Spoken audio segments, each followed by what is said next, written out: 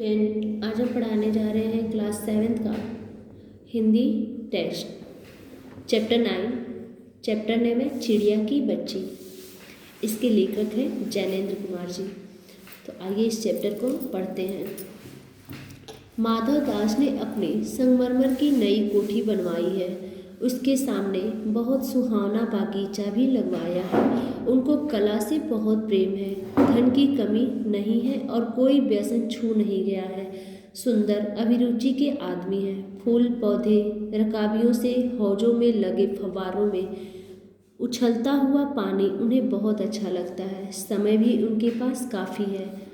शाम को जब दिन की गर्मी ढल जाती है और आसमान कई रंग का हो जाता है, तब कोठी के बाहर चबूतरे पर तख्त डालकर मसनद के सहारे वह गलीचे पर बैठते हैं और प्रकृति की छटा निहारते हैं।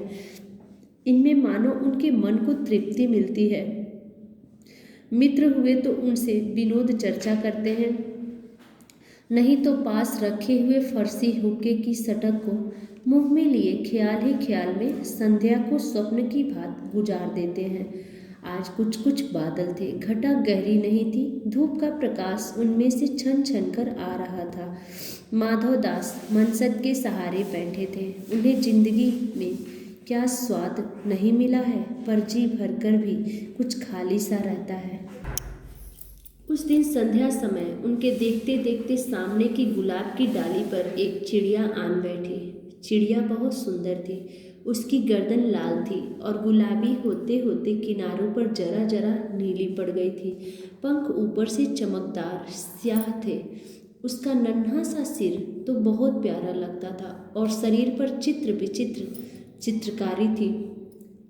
चिड़िया को मानो माधव दास की सत्ता का कुछ पता नहीं था और मानो तनिक देर का आराम भी उसे नहीं चाहिए था। कभी पर हिलाती तो थी, कभी फुदकती थी। वह खूब खुश मालूम होती थी। अपनी नन्ही सी चोंच से प्यारी प्यारी आवाज़ निकाल रही थी। माधव दास को वह चिड़िया बड़ी मनमानी लगी। उसकी स्वच्छंदता बड़ी प्यारी जान पड़ती थी। कुछ देर तक वह उस चिड़िया को का इस डाल से उस डाल थिरकना देखते रहे। इस समय वह अपना बहुत कुछ भूल गए। उन्होंने उस चिड़िया से कहा, आओ, तुम बड़ी अच्छी आई। यह बगीचा तुम लोगों के बिना सूना लगता है। सुनो चिड़िया, तुम खुशी से यह समझो कि यह बागीचा मैंने तुम्हारे लिए ही बनवाया है। तुम बेखटके यहाँ आया करो। चिड़िया पहले तो असावधान रही, फिर जानकर कि बात उससे की जा रही है वह एकाएक तो घबराई, फिर संकोच को जीतकर बोली, मुझे मालूम नहीं था कि यह बागीचा आपका है। मैं अभी चली जाती हूँ। पल भर सांस लेने में मैं यहाँ टिक गई थी।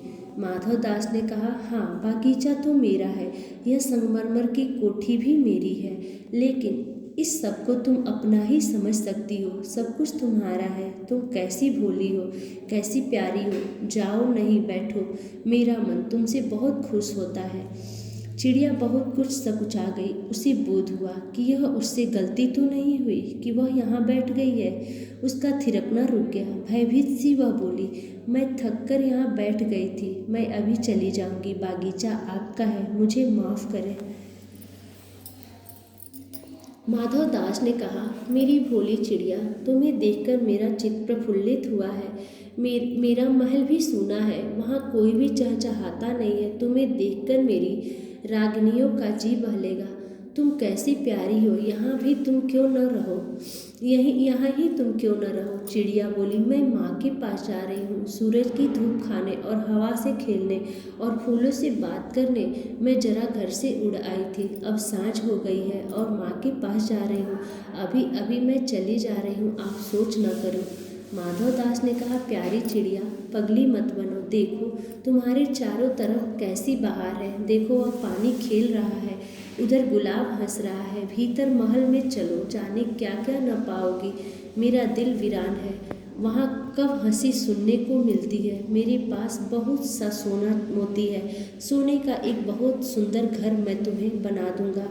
मोतियों की झालर उसमें लटकेगी। तुम मुझे खुश रखना। और तुम्हें क्या चाहिए माँ के पास बताओ क्या है। तुम यहाँ ही सुख से रहो मेरी भोली गुड़िया। चिड़िया इन बातों से बहुत डर गई। वह बोली, मैं भटक कर तनिक आराम के लिए इस डाली पर रुक गई थी। अब भूलकर भी ऐसी गलती नहीं होगी। मैं अभी यहाँ से उड़ी जा रही हूँ। तुम्हारी बातें मेरी समझ में नहीं आती। मेरी माँ के घोंसले के बाहर बहुत तेरी सुनहरी धूप बिखरी रहती है। मुझे और क्या करना है? 2 दाने माँ ला देती है। जब मैं पर खोलने बाहर जाती हूँ तो माँ मेरी देखती रहती है। मुझे तुम और कुछ मत समझो, मैं अपनी माँ की हूँ। माधव दास ने कहा, भोली चिड़िया, तुम कहाँ रहती हो? तुम मुझे नहीं जानती हो चिड़िया। मैं माँ को जानती हूँ, भाई को जानती हूँ, सूरज को और उसकी धूप को जानती हूँ, घास पानी और फूलों को जानती हूँ। महामान्य, तुम कौन हो? मैं तुम्हें नहीं जानती। माधव दास, तुम भोली हो चिड़िया। तुमने मुझे नहीं जाना, तब तुमने कुछ नहीं जाना। मैं ही तो हूँ सेठ माधव दास। मेरे पास क्या नहीं है? जो मांगो मैं वही दे सकता हूँ चिड़िया, पर मेरी तो छोटी सी जात है, आपके पास सब कुछ है, तब मुझे जाने दीजिए। माधव दास, चिड़िया, तू निरी अनजान है। मुझे खुश करेगी तो तुझे मालामाल कर सकता हूँ। चिड़िया, तुम सेठ हो। मैं नहीं जानती सेठ क्या होता है, पर सेठ कोई बड़ी बात होती होगी। मैं असमझ ठहरी। माँ मुझे बहुत प्यार करती है, वह मेरी राह देखती होंगी। मैं मालामाल होकर क्या होऊंगी?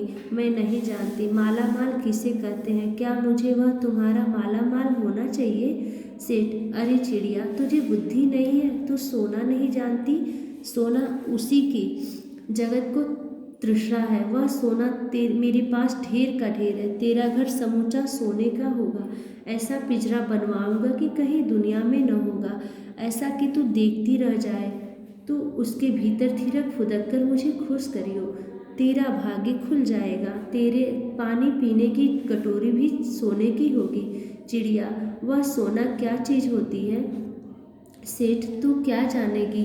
तू चिड़िया जो है, सोने का मूल्य सीखने के लिए तुझे बहुत सीखना है। बस यह जान ले कि सेठ माधव दास तुझसे बात कर रहा है। जिससे मैं बात कर लेता हूँ उसकी किस्मत खुल जाती है। तू अभी जग का हाल नहीं जानती। मेरी कोठियों पर कोठियाँ हैं, बागीचों पर बागीचे हैं, दास दासियों की संख्या नहीं है, पर तुझसे मेरा चित्त प्रसन्न हुआ है। ऐसा वरदान कब किसी को मिलता है? रे चिड़िया, तू इस बात को समझती क्यों नहीं?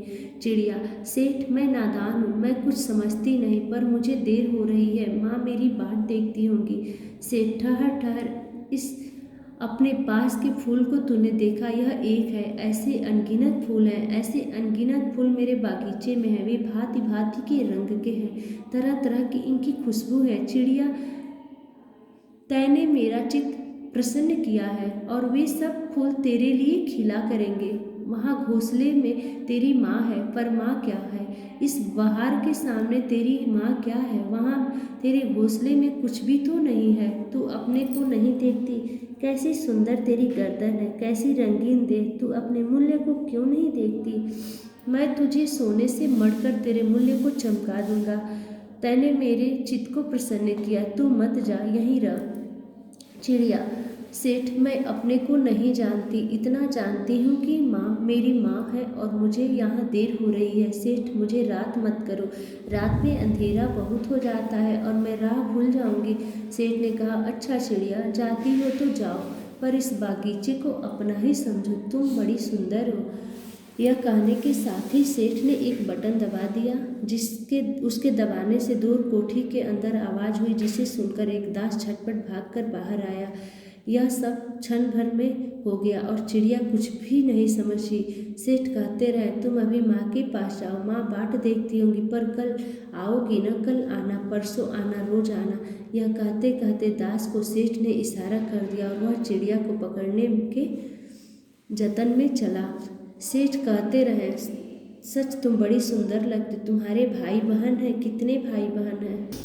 चिड़िया, 2 बहन 1 भाई, पर मुझे देर हो रही है। हाँ हाँ जाना, अभी तो उजेला है। 2 बहन 1 भाई हैं, बड़ी अच्छी बात है। पर चिड़िया के मन के भीतर जाने क्यों चैन नहीं था। वह चौकन्नी हो चारों ओर देखती थी। उसने कहा, सेठ, मुझे देर हो रही है। सेठ ने कहा, देर अभी कहाँ, अभी कभी उजेला है। मेरी प्यारी चिड़िया, तुम अपने घर का इतने और हाल सुनाओ, भय ना मत करो। चिड़िया ने कहा, सेठ मुझे डर लगता है, माँ मेरी दूर है, रात हो जाएगी तो राह नहीं सूझेगी। इतने में चिड़िया को बोध हुआ कि जैसे एक कठोर स्पर्श उसके देह को छू गया। वह चीख देकर चिचियाई और एकदम उड़ी। नौकर के फैले हुए पंजे में वह आकर भी नहीं आ सकी। तब वह उड़ती हुई एक सांस में माँ के पास गई और माँ की गोद में गिरकर सुबकने लगी। ओ माँ, ओ माँ। माँ ने बच्ची को छाती से चिपकाकर बोला, क्या है मेरी बच्ची, क्या है? पर बच्ची कांप कांप कर माँ को छाती से और चिपक गई। बोली, कुछ नहीं माँ, बस सुबकती रही। ओ माँ, ओ माँ। बड़ी देर से उसे ढांढस बंधा और तब वह पलक नीच कर उसे छाती में ही चिपक कर सोई, जैसे अब पलक न खोलेगी।